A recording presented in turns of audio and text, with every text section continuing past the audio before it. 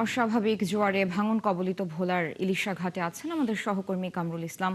আরো বিস্তারিত জানাতে তিনি যুক্ত হচ্ছেন আমাদের সাথে।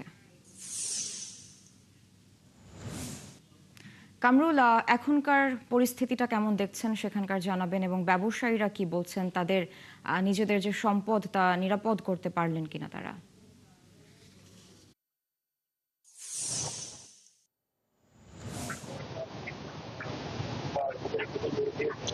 সারা আপনি দেখতে পাচ্ছেন যে আমার পিছনে কিন্তু এই যে ফেরিঘাটটি, মানে যে লঞ্চ ঘাটটি রয়েছে সেই লঞ্চ ঘাটটি কিন্তু গত 2 দিন আগে অতি জোয়ারের কারণে এবং মেঘনা নদীর প্রবল স্রোতে এইখানকার যে র্যাম্প রয়েছে যাত্রী ওঠানামার, সেই র্যাম্পটি ভেঙে ছুটে গেছে এবং এখানকার যে ব্লকগুলা রয়েছে সেই ব্লকগুলা কিন্তু আস্তে আস্তে নদীর গর্ভে চলে গিয়েছে। এতে করে কিন্তু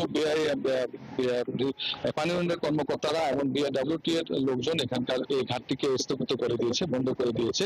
এই ঘাটটিকে এখন অন্য জায়গায় সরিয়ে নিয়ে যাবে। তবে এখানকার যে দোকানদাররা রয়েছে, এখানে যে ব্যবসা প্রতিষ্ঠান রয়েছে, সেই ব্যবসা প্রতিষ্ঠান যারা আছে তারা কিন্তু তাদের 2টি দোকান কিন্তু নদীর গর্ভে চলে গিয়েছে।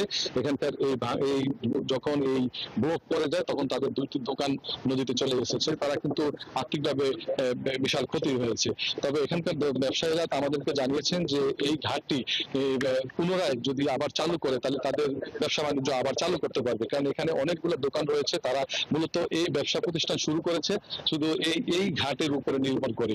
আর আপনাকে জানিয়ে রাখি যে এই নদী থেকে মানে মেঘনা থেকে এখন প্রায় 20 মিটার দূরে রয়েছে ভোলার এই ঘাটটি, ভোলার এই যে বেড়িবাঁধটি, যেটা শহররক্ষা বাঁধ। এই শহররক্ষা বাঁধের থেকে 20 মিটার দূরে রয়েছে এই নদী। তাই এখানকার যে বর্তমানে যে ভাঙন শুরু হয়েছে সেই ভাঙনের থেকে রক্ষা করার জন্য পানি উন্নয়ন বোর্ড আমাদেরকে জানিয়েছেন যে তারা দ্রুতই এখানে জিও ব্যাগের ব্যবস্থা করবেন এবং পরে তারা জিও ব্যাগ দিয়ে এখন ভাঙন বন্ধ রেখে তারা পরে ব্লক দিয়ে তারা এটা স্থায়ীভাবে সমাধান করবেন। তবে এখানকার কামরুল, স্থানীয় ধন্যবাদ লোকজন যুক্ত হওয়ার জন্য। দর্শক যুক্ত ছিলেন সহকর্মী কামরুল ইসলাম ভোলার ইলিশা ঘাটে।